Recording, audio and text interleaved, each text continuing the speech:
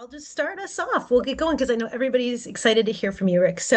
My name's Amy Mueller, and I'm with the wildlife team with the Wisconsin chapter of the Sierra Club. And all very happy that you could join us tonight. Tonight is our continuation of our wolf awareness efforts, and we're delighted to co host this evening with our partners, the Timber Wolf Alliance. Before we begin, I have just a couple of housekeeping items. First, if you can, please stay muted during the presentation. Just we've got a lot of folks on the line, and that alleviates the distractions. Um, we do plan to have a little bit of limited time for questions at the end, depending on how the discussion goes. And so the best way to do that would be to put it through the chat. That way we can moderate a little bit and still end on time. And then lastly, we will record this. I know there've been a lot of questions about that.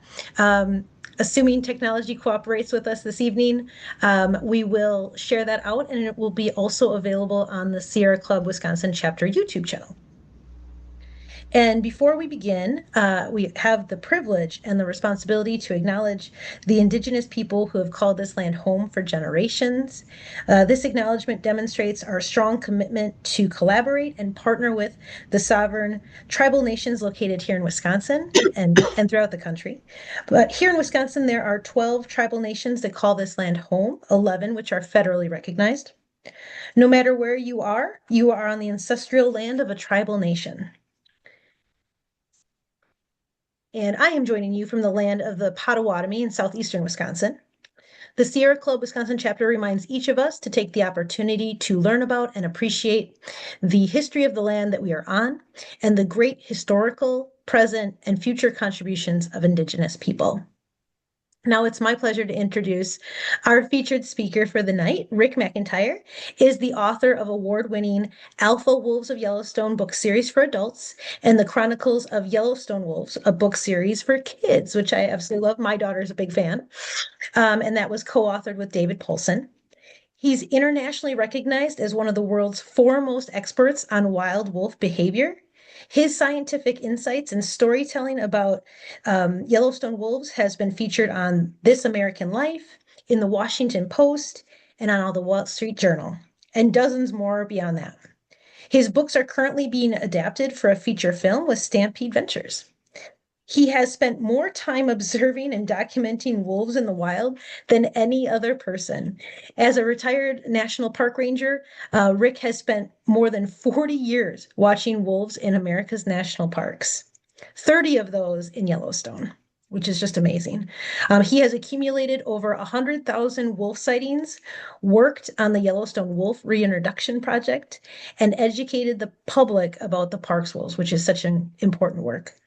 He lives and is coming to us live from his where he lives in Montana, and he's going to share with us some of his most iconic wolf stories and that he's been able to observe. And kind of the game plan for this evening's discussion is that we'll kind of start from the beginning with his book, starting with Wolf 8, and then Famous Wolf 21 and 302. And then if we have time, we'll discuss Wolf 06, Yellowstone's White Lady, which has a personal space in my heart. And then, of course, before we kick it over to Rick, I want to give my co-host from the Timberwolf Alliance a few minutes to say a few words. Adrian obviously goes back a long ways in Wisconsin wolf recovery, and I know has crossed Rick's path a few times. So, Adrian, I'll leave you say a little welcome from Timberwolf Alliance. Thank you, Amy, and thank you for helping host this. Last winter with the Timberwolf Alliance, we always come up with some kind of a theme that we do for Wolf Awareness Week, which was October 19th through 25, and we always have a poster at that time. And in the back of the poster, we have some essay about the theme. And the theme we came up with this year was iconic wolves. So the back of the poster has these essays by Rick McIntyre as well as by Ron Schultz and Genevieve Adamski from Wisconsin and Rolf Peterson from Isle Royale. But we always try to have a keynote speaker during Wolf Awareness Week. And because the Timberwolf Alliance, being part of Northland College, we kind of lost a lot of our infrastructure at the end of May when Northland College closed. We do have a Timberwolf Alliance that's continued to keep going right now. Now we've established as a nonprofit and or as a uh, we're working on our nonprofit status, and we are continuing to keep going to promote wolf education, promote scientific management of our wolf populations. But we had wanted to have Rick for our keynote presentation, and I think initially had made some contacts with them, but then with the dissolving of Northland College, we kind of let that go. But last summer, Amy approached me about, well, would we want to have Sierra Club host Rick, and would, yeah, be glad to do so, and that we could co-host them together. So thank you for Sierra Club for co-hosting and allowing us to bring Rick to a bunch of people. And I met Rick, I think, in 2000 when I was in Yellowstone to visit with Doug Smith and spend a little time with some of his winter tracking teams. And I think Rick actually mentioned a part of me in one of his books where he mentioned that this biologist from Wisconsin that in 3 days saw more wolves than he had seen in 11 years of working for the state of Wisconsin. And that continues to be the case, that we track a lot of wolves, but it's so great to be able to get these stories from Rick where we can visualize what these wolves were actually doing that were following their snow tracks. And with that, I'll open it up to Rick, and thank you for attending and coming. Yeah, I remember that. I remember that very well, your trip and then our conversation at the end. And I did work in Glacier National Park for 3 summers, one of which was in the North Fork area where Diane Boyd is based, where she does her research. And that gave me a summer's worth of experience looking for wolves in a heavily forested environment. And boy, it's sure tough to see them. So I have great sympathy for folks like you that work in timber country. Whereas the 15 summers, spring, summers, and falls that I spent in Denali National Park, I was able to watch the East Fork Pack and other wolves in open country, and the same thing here. So I feel that I'm the luckiest guy in the world for those experiences. Yeah, Rick, thank you. I mean, it is, I'm a little jealous, here in Wisconsin, we don't get to see them like you. And, I think that's why we're so excited to have you tell us a little bit about what you've been able to witness. So, if it's okay, we'll have you start back at the beginning with Wolf 8, the unlikely hero. Mm-hmm. Well, I think most of the folks that are listening and watching are familiar with the fact that we built acclimation pens for the arrival of the Canadian wolves. And the plan was to keep him in there for about 2 months. Otherwise, like that movie, The Incredible Journey, the wolves would try to get back home to the north. And so we wanted them to stay. And I talked to the rangers and the biologists that were there for those 2 months, and they told me how Wolf 8 was he was the smallest of the 4 male yearlings that were in the pack, along with the parents, and he was picked on and bullied, beaten up, chased around, had a hard time feeding. His bigger brothers would keep him away from the food, so he really had a rough time in the pen. And then, after they were released, his life really improved. That was around the time that I came back to Yellowstone for my summer job. Back then, I was only here in the spring, summer, and fall. I was working in the desert at Big Bend National Park in the winter. So I remember seeing that pack for the first time in May of 1995. And I knew the backstory that Aid had a really tough time when he was in the pen. So I'm the type of guy that's always rooting for the underdog. And we had just this amazing observation one particular day. It happened to be a time when the yearlings were away from their parents. They were just checking out Lamar Valley, and suddenly they stopped and they stared into a nearby forest, and then they just charged right into those trees. And I could just barely make out animals running back and forth. And then suddenly one of the brothers, not Eight, came out of there running at full speed away from the trees with an elk calf in his mouth. And that really impressed me. As far as I knew, that was the first successful hunt of the brothers. Um, the other yearlings ran out, and as usual, 8 was last in line. He was always kind of the slowest. Um, and then another animal ran out, and it was a big grizzly bear. And it turned out that that was his elk calf, not the brothers. And now the problem was that big old bear was gaining on Wolf 8 and getting closer and closer. And 8 was looking back over his shoulder. And then what happened next, it just was probably the most amazing thing I've ever seen. 8 just stopped and he turned around and confronted that grizzly bear. The bear ran up to him and stopped. And it was like the bear didn't understand. What is this little thing doing standing up to me? I can kill this guy in a moment if I want to. But the bear seemed so confused, it could no longer see the wolf with the carcass. And after a few moments, it was kind of like the bear figuratively shrugged his shoulders and just turned around and walked away. So that was the incident that convinced me that there was really something going on with this yearling wolf, despite the fact that he was the smallest and had been bullied and picked on. There was way more to his story than that. Wow, I wonder if that was the first time that grizzly had really interacted with wolves too at that time. Yeah, that could very much be. So the bear was probably very confused. Um, we'll continue the story of 8. So I continued to watch him, and he really came into his own that summer. He participated in the hunting and all the other stuff.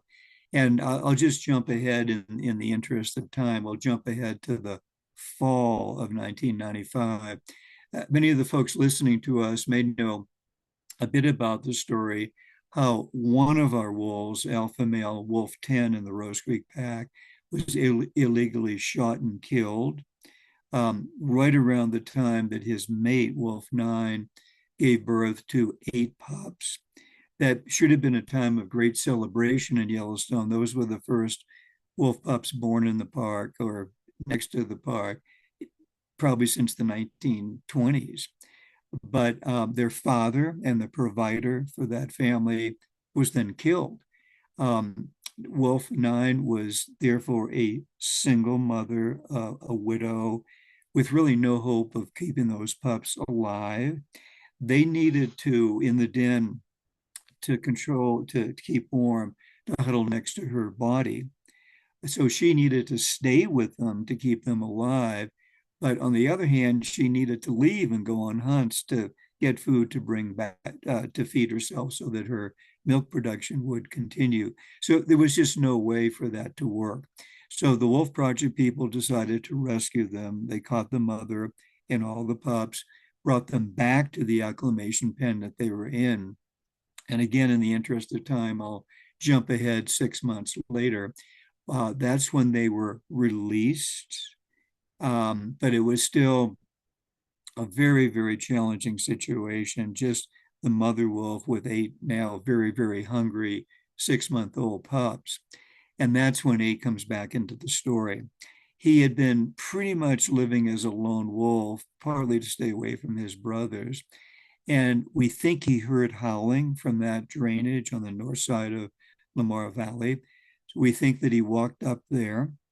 And I've always imagined what it must have been like when he saw those pups for the first time, because it would mean that for the first time ever, he saw wolves that were smaller than he was. He was always the smallest. So every indication was he went over to them, shared some food with them, played with them, essentially was making friends with them, was bonding with them. The mother wolf apparently was watching from a distance. She was desperate. And apparently she went over to him and basically invited him to join her family. And that's how he became the alpha male of the Rose Creek pack, where under any other circumstances, a small male like him, roughly equivalent to a human boy, maybe 15, 16 years old, that never would have happened. That was our first case. And boy, he certainly grew into that role and became a great, great hero. I'll pause and see what you'd like to ask next. Well, I just love that, you know, I think it's so easy as humans for us to think we know how the story is going to go or to anticipate, right? And so I like the element of surprise of how he came to be the alpha, which would, again, by all circumstances, otherwise you probably would rule him out. And I think that's kind of the relatable part of his story. You know, Um, I'll tell you what, if it's okay with you, let me just go on to the next story. yeah, So please. he did a great, great job of parenting those 8 pups. The following February, he mated with Wolf 9, so now he was about to become a biological father. And that spring, the spring of '96, they denned in an area where we could watch it from a distance in the Slough Creek area. And so we saw him and the 8, they were now yearlings. They would go on hunts and then make kills and bring back food to the mother wolf and the pups. And the most dramatic thing that we saw took place that spring. Wolf 8, demonstrated to the 8 young yearlings how to hunt. Jointly, they worked together to kill an elk. They were getting ready to bring the food back to the mother wolf and the pups when another pack came on the scene, the Druid Peak pack. Excuse me.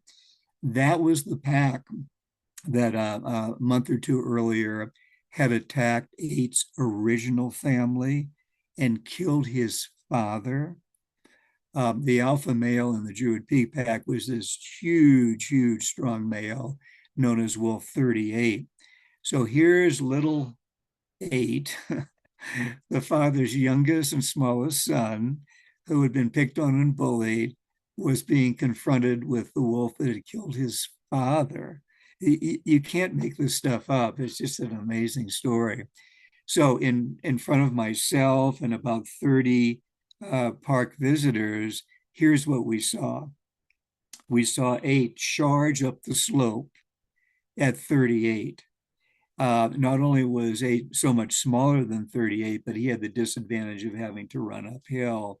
And the 2 alpha males crashed into each other. They were both gray, so it was hard to see, exactly who was winning, who was losing. And the whole thing was over within the first 10 seconds, where we saw the winning wolf, the dominant wolf, standing over the loser and just biting him at will.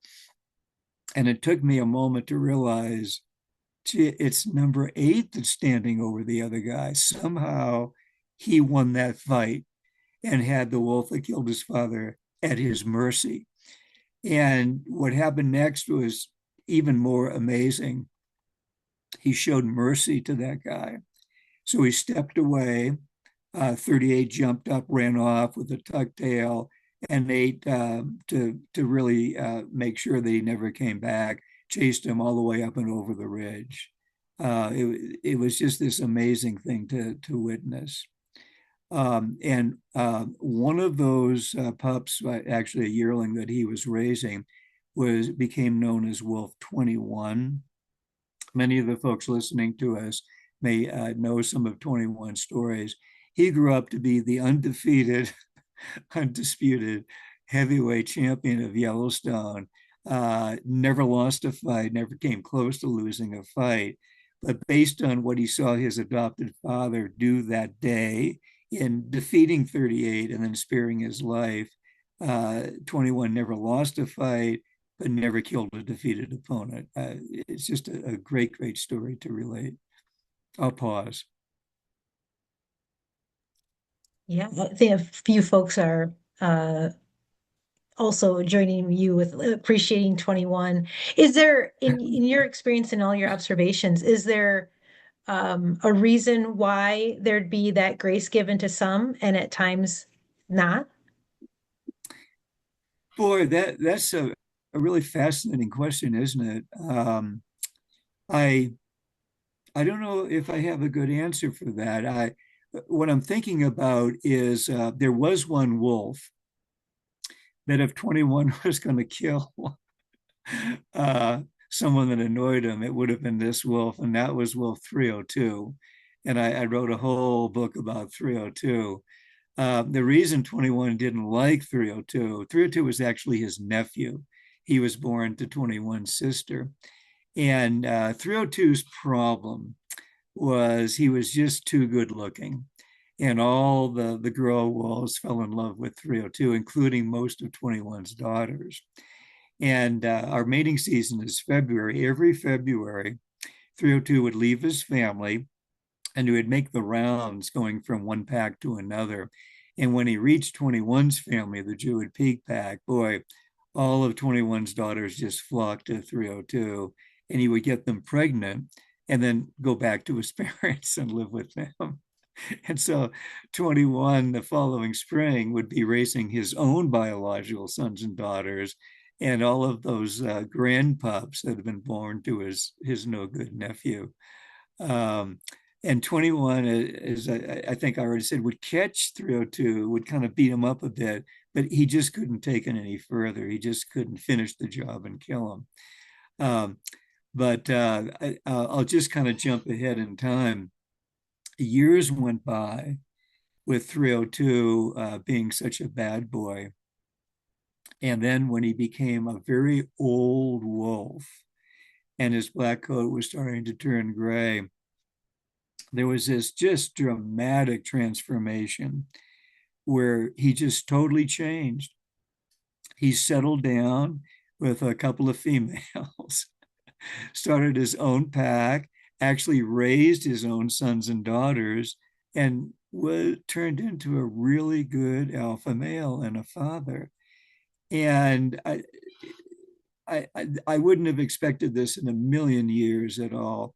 At the very end of his life, when he slowed down, couldn't really keep up with the younger adults anymore, and was kind of relegated to running the daycare center, he ended up in a situation where he had to defend his pups from a rival pack that were about to attack him.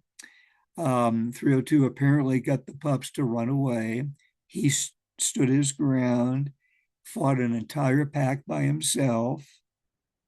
He was mortally wounded during that fight, but all of his pups survived. And when he had a radio collar, and so his collar gave off the mortality signal.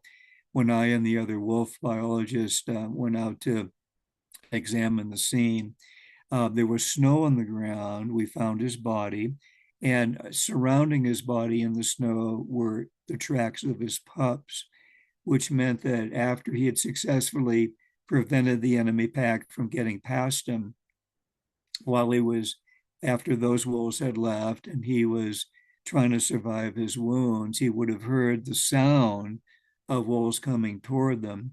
He would have looked up and seen all of his pups coming back to greet their father. So he would have known that his sacrifice had worked. He died, but he saved his pups. Yeah, that's a beautiful legacy, but it's living as a wolf in Yellowstone's tough business, but if you can carry on, right, that next generation, Yes, that's the goal yes, at all costs. mm, So he did that. yes, Wow. yeah, I know he's kind of referred to as the Casanova type, I think, right, before he settled down. So it makes me yeah, laugh. yeah. Um, Have you ever known any guys like that? well, George Clooney kind of came to mind, I the see. Yeah, settling I down see. late in life Yeah. and then Uh-huh. becoming this Uh-huh. dad. So that kind of made me think of him. But So you're saying you dated George Clooney, is that oh, right? I am not that lucky. No, no. But we've been talking about a lot of the boys. Can we talk about the Yellowstone's famous white lady '06? I know Yeah, she's always a fan favorite, and I would yeah, love to hear your observations of her there in Yellowstone. yeah. Oh six, boy, what a story.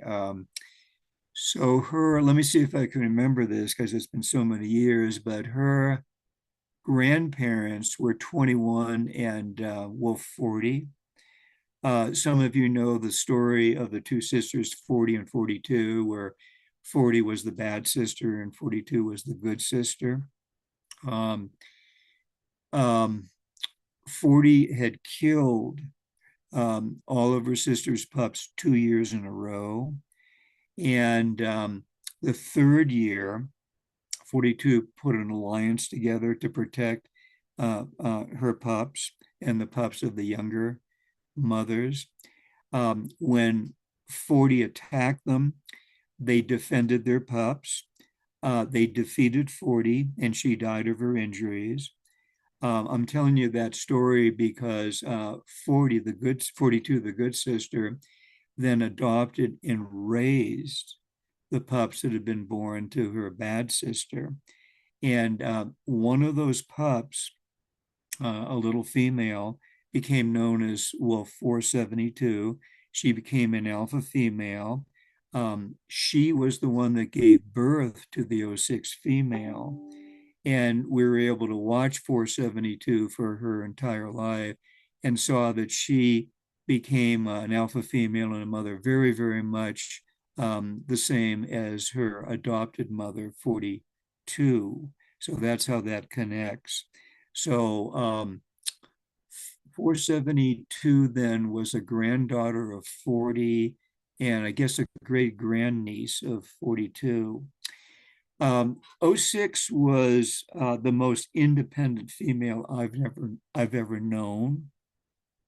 She was drop dead gorgeous. She could have won the Westminster Dog Show. It wouldn't even be a contest. She was just drop dead beautiful. And all the boy wolves were after, including 302. They had a little bit of a romance. And she just rejected those guys left and right. She couldn't care less. And it looked like she would be single her whole life, that she would, never agree to pair off with any male. She didn't need anyone in her life. And there's a song by the band Heart, the two sisters, where a line the woman is saying to the bad boyfriend, "If looks could kill, you'd be lying on the floor saying, 'Please, baby, please, don't hurt me no more.'" And if wolves could talk to each other, I think that's what the boy wolves would say to '06. She just didn't need a guy in her life. She was extremely self-sufficient. And then things changed. She met a guy, and he came with a brother, 755 and 754. And they were half her age. There was nothing about them that I could see that gave any indication to '06 that, hey, there's something about these guys you should check out. She just grabbed onto them. And as a middle-aged female, finally settled down and started having pups. And boy, in the coming years, I could see she knew what she was doing when she picked those guys. They were the right guys for her. They were extremely responsible and dependable.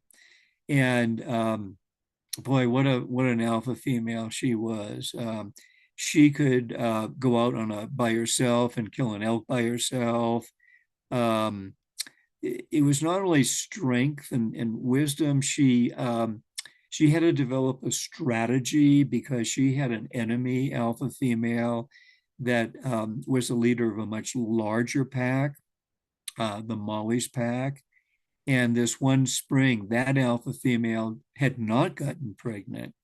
And so for whatever reason, she devoted herself to trying to kill '06 and her entire family just after '06 had given birth to her pups and was still not fully recovered. So I'll never forget one day that spring, I saw the Molly's pack with that alpha female marching through Lamar Valley in a straight line right toward '06 Den, which was in a forested area. And it looked like her intent was to kill her and her pups and as many other members of '06's pack as possible. We saw that huge pack disappear into what we call the Druid Den Forest, and there was nothing I could do but just watch and wait to see what the results were. And then after about maybe 10 minutes or so, without seeing any wolves at all, I saw '06 just streak out of the trees running at full speed. And a few moments later, right behind her were the 17 enemy wolves out to get her. It was like seeing an Indiana Jones movie where the bad guys are chasing him and he's unknowingly running toward the top of a cliff, which was exactly what she was doing. She got to the top of the cliff, and I was thinking, she's going to have to turn around and by herself fight an entire pack. But I underestimated her. She got to the top of that cliff, looked down, and somehow she saw a route, and she just ran down that cliff and made it to the road, ran to the other side, stopped and looked back. And she could see the same thing that I could see. The enemy pack stopped at the top of the cliff, and they were too afraid to do that. But they did something else. They made a U-turn and they ran back toward O6's den. And I'm sure their intent was to kill all the pups. So now it was even more dire because they were between her and her newborn pups, who essentially they were only a week or so old, so they were helpless. I had my telemetry equipment. Her two males, 755 and 754, both had radio collars. I got their signals very, very loud, right toward the den forest. And now it was up to them to save the day. She had seen something in them years earlier when she picked them to start a family, and now she was totally dependent on them to save the pups. Maybe 30 or 40 minutes went by without me seeing anything at all, not knowing what had happened. And then I saw the enemy pack leave, go out the way that they came. O6 went back into those trees. It was still, the trees were still too dense to see what was happening. So many, many days went by with me going out every morning, watching the den forest. And then finally, after weeks of work, I saw her come out, I saw the males come out, and I saw the entire litter of pups come out as well. So apparently, what those two brothers had done had stood guard in front of the den as the 18 wolves came at them. They would have been growling, snapping at them, and somehow, even though they were outnumbered 18-2, they held them off. And after the entire family had left the den area, the other biologists and I went up there just to see what we could learn about what had happened. And we discovered that O6 had dug, had used a new den. The traditional den was dug under a tree and could have easily been dug out by the enemy wolves. But she had done something very different. There was a gigantic boulder that had fallen down from a cliff at the back end of the den forest, a boulder the size of a cabin. And there was a little bit of an enclave under it. And she found a way where she could just barely squeeze in there. She dug out the back end a little bit. That's where she had her pups. But it would have been very, very hard for any adult wolf to crawl in there if they had gotten past the two male wolves. Plus, even if that had happened, the little pups could have squirmed further back to a section where it was maybe only 3 or 4 inches between the bottom of the den and the roof of the den, which was that big boulder. So that was her backup plan. It turned out that didn't need to work because of the bravery of the male. So what a story. That is just such an amazing story. I can only imagine how that must have been for you in the interim of not knowing what had happened. That's like kind of the ultimate cliffhanger. And, I guess I have to ask you, you kind of get attached, I'm sure, at some level, right, with these stories. And I'm sure you're probably wondering what did happen until you actually get that kind of confirmation visually. Yeah, the only thing you can do is just keep on going out every day. And we, as you know, we all work together, the folks that we call the Wolf Watchers. So we share information, and we kind of pull everything together. So it's really a very, very positive situation. And a whole other huge benefit is so many people get to see the wolves here. And Right. boy, that just changes people. I I hesitate slightly to say this next little quick story because it's slightly about me. But a couple of months ago, a couple that had been married for quite some time came up to me, and it often happens when I meet people. For whatever reason, the wife does most of the talking.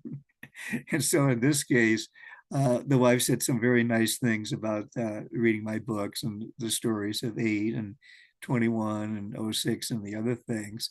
And her husband was just kind of standing there, not saying anything. And then she said, "Oh, and I made my husband read some of your books." And then the wife said, he used to hunt wolves, he used to kill wolves. And then she kind of looked at him, and he kind of looked at me, and he said, "Yeah, that's true. I used to go out and kill wolves every year.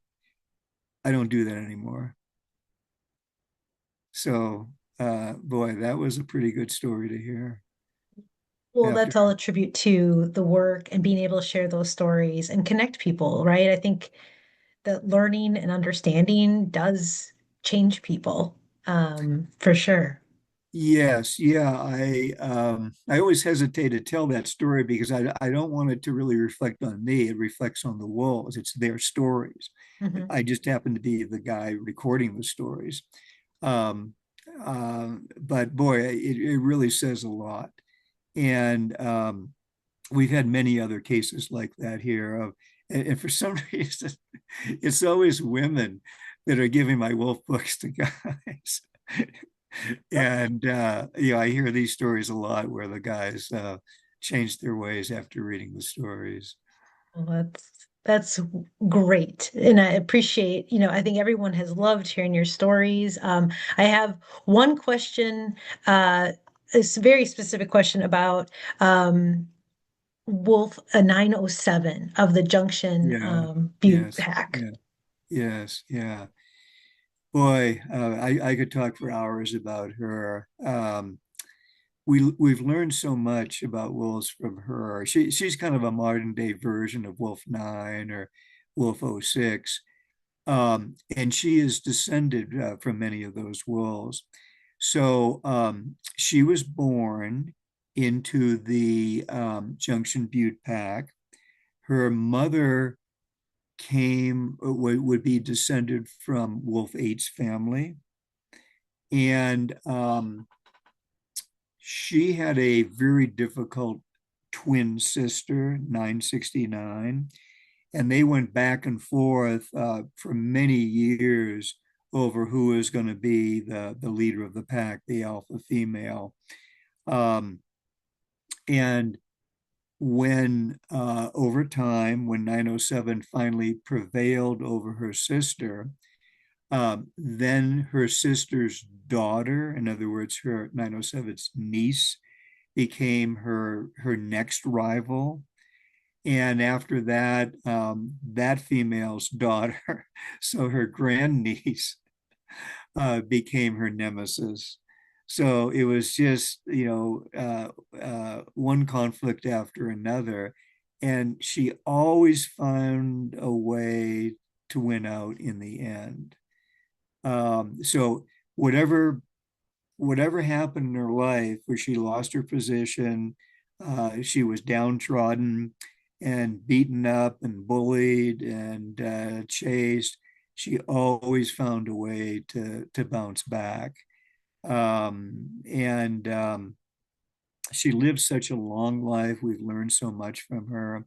I'm not sure if I have said this or not, but certainly we learned from her that female wolves don't have menopause because, boy, when she had her last litter, she would have been in human years very late 80s. I might have mentioned that the average lifespan of wolves here is only about 3 years old. That would be equivalent to a woman maybe in her 30s, something like that, perhaps. So yeah, she just kept on having pups. And at the very end of her life, boy, she was still this one of the toughest wolves we've ever had. I'll give you an example of that. And once again, this would be late 80s, late or early 90s in human years. She went on a hunt with her boyfriend. She was very popular with the boy wolves, by the way. Uh, she and her mate went after 1,000-pound cow bison. He was toward the front of the bison. She was behind her. '06 had slowed down due to her advanced age. So as she came in to try to bite the hindquarters of the cow bison, the cow kicked out with both hind legs and hit 907 with such force that we literally saw her sail into the air, uh, do a couple of somersaults in mirror end, crash to the ground, immediately jumped up and went right back into the battle. When she got right behind that cow bison, the next time she got kicked right in the face, flew back another time, jumped up, and just went right back into the battle. So just nothing would stop her. I was trying to understand what would it have been like to be kicked like that. So I went on the internet and I found an account by a woman who was kicked in the face by her horse. And she said when they did the x-ray of her skull, it looked like a shattered windshield. The damage was so severe. And for 907, apparently, she didn't care about that. She just went right back into battle. So we lost her. She had this very dramatic end to her life. She and her family had been feeding on a bison that had died. This is maybe a month or so after her attempt to get that cow bison. A different bison had died. And there came an evening where people saw her by herself go back to feed. And unfortunately, she didn't know that a rival pack was already at that carcass, a rival pack of 18 wolves. The report was those wolves saw a rival wolf coming toward them. We knew it was 907. They chased her. She did the best she could running away from them, but she was so old she couldn't outrun them. And then people saw the 18 wolves surround her. She fought well by herself against an entire pack. In fact, so well that when the fight was over and the other wolves left, she was still standing. Just an unbelievable thing for her to accomplish at that age. We eventually figured out that she walked away. She bedded down near her den site. I'm sure in her mind, she thought that she'd lick her wounds, and like every other fight and injuries in her life, she would gradually feel better and go back to her normal life. But this time it was just too much for her. There is some indication that some of the younger wolves in her family went to her during that time. So she did have that comfort of meeting up with some of her family, and then passed away. The Wolf Project people, biologists, because she had a collar, they knew exactly where she had died. I think it was actually on Christmas Day. They brought her back on a sled. There were maybe 30 or 40 of us there. It was a very somber moment. And the biologists, to their great credits, said at a certain point that they would step back, and anyone that wanted to could have a few moments with 907. And I just happened to be the closest to us. So I bent down and just put my hand on her side. And boy, for a wolf that in human years was in her late 80s, she was just solid muscle, like a weightlifter, like touching Arnold Schwarzenegger. It was just an amazing thing. And then yeah, some of you folks may know that Taylor Bland, a lady, and then Jeremy Sundaraj, they are the current biologists that are in the field. It was Taylor and some coworkers that brought her back. But Jeremy later told me of something that he did, which was very impressive. It really touched my heart. That normally, when we bring in a wolf that had died, uh, usually there's some waiting time before they do a full necropsy, which they intended to do on her. So we have a couple of very large freezers at park headquarters. So Taylor had placed 907 in one of those big freezers by herself. And Jeremy came along, it probably was the next day, I'm not sure. And he came up with an idea when when 907 was younger, there was a male in her family that let's just say she had kind of a special attachment to when she was young and carefree. And he was known as 1048. And all the female wolves loved 1048. He really had the touch with the lady wolves. And so he had recently died, and he was in one of the other freezers. So Jeremy went over to that freezer, picked up 1048, and laid him beside 907. So that was really touching. Oh, yeah, together again, right? Oh, Yes, yeah, yeah. well, thank It you was for sharing the terrible. behind the scenes of that. I know so many have had wonderful comments in the chat for all of the stories, Rick. I think, I mean, we could do an hour with you on each wolf story at least. And so I appreciate you condensing things for us tonight and for rolling with the technology glitches and whatnot. I know we're just a bit past time, but I would be remiss if I didn't give you the opportunity to just tell us a little bit about what you're working on now and when we can find more projects coming out from you. Sure. Well, I felt it was time to write. My publisher wants me to call it a memoir. I keep on wanting to say it's an autobiography. So we finished that. A lot of that is about my experiences with wolves in Denali National Park. That was specifically the East Fork Pack, which was first studied by Adolph Murray back in, I think, 1939. Um, so very historic pack. I spent 15 summer seasons up there. And so I write about them. I got to know their alpha pair very well. And then I bring the story of the Yellowstone wolves up to date, including that story about 907. That's in the book too.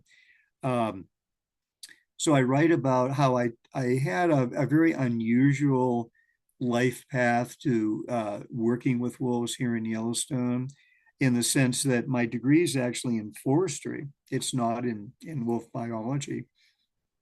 Um, and this is absolutely nothing negative, no offense to people that do have advanced degrees with wildlife and particularly with wolves. But I think because my background is different, it may make it easier for me just to talk to regular folks about wolves, what I see with wolves, what I learn from wolves. Again, no offense to biologists, but maybe when they're doing a talk, they'll use a lot of technical terms and statistics and things like that. And we need that. That I'm in no way negative about that. But I see myself not exactly as a biologist, but actually more as a storyteller. And I think that's what we need. We need stories about wolves to get more people on their side.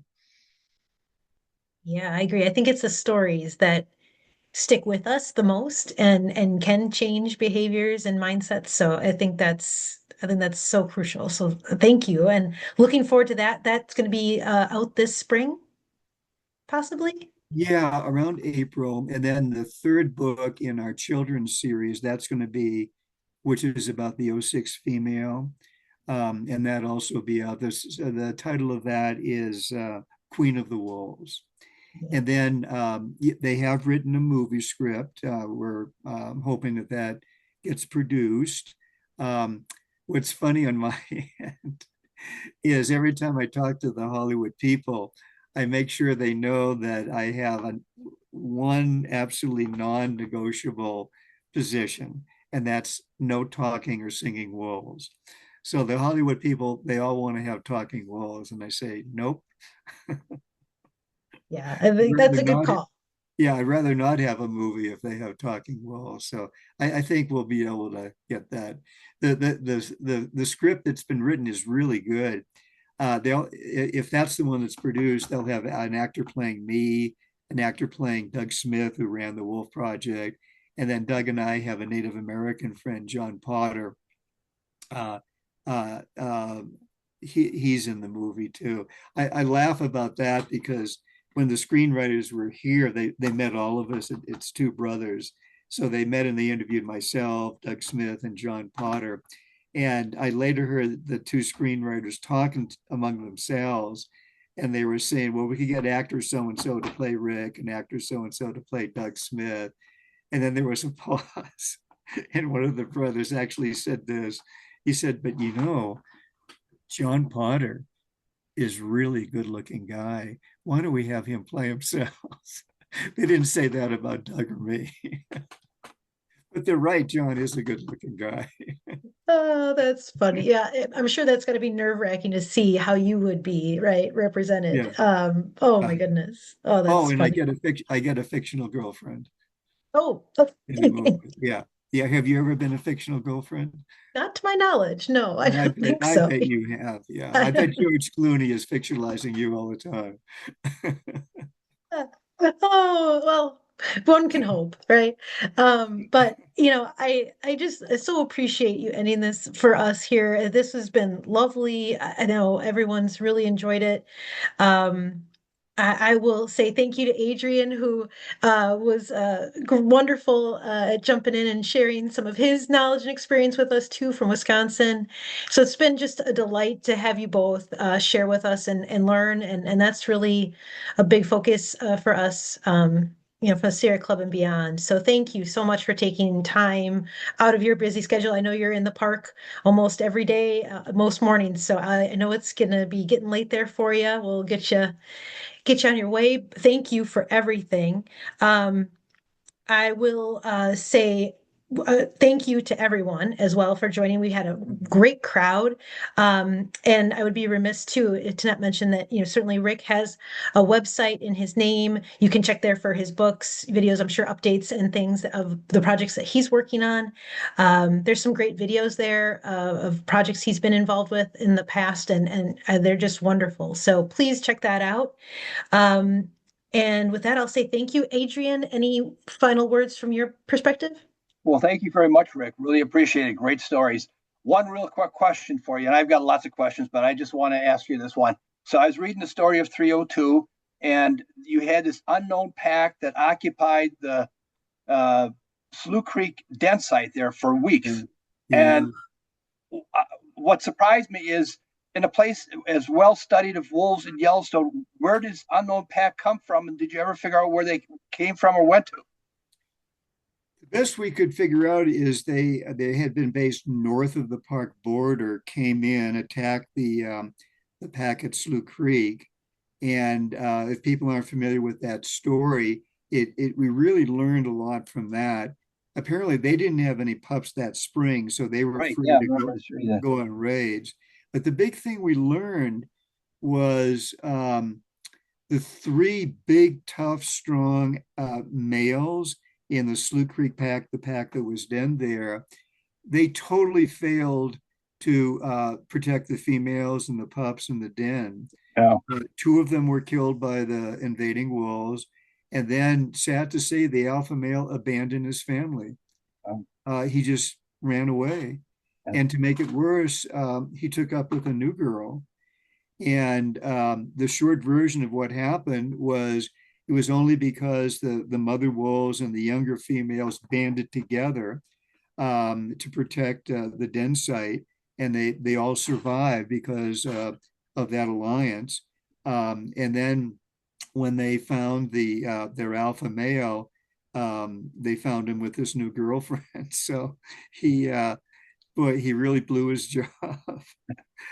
Whereas a wolf like 8 or 21 would have gladly died to Yeah. protect their family. So that's, I guess, one more case where I often say this: no two species that are so alike as wolves and humans. So, we have heroic men that we have stories of, but then guys that kind of fail their duties with their family.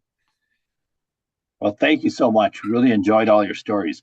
Thank you. Wonderful. Yeah, thank you, Rick. I'll say goodnight from for the program tonight, but again, please follow Rick's work and thank you to everyone for joining, and we'll be happy to share this out recording for tomorrow for anyone that may have missed it or would like to Well, rewatch it. yeah, by the way, my publisher did put that website up, and it's called rickmcintyre.com. But we're just kind of starting it, so we hope to put more stuff on it. Yeah, it's a Okay. great reference. So Okay. I've loved watching some of the videos on there. So everybody go check that out and stay warm and have a good night. And Rick, please keep us posted on how the wolves are doing. Okay, let's do this again. Let's do it. Yeah, thank you so much. Yeah, and everyone that's listening, come out and join us at Yellowstone. Look me up. Yep. Thank you, Rick. Okay. Good Absolutely. night. Bye, Night. everyone. Good night. Thank you.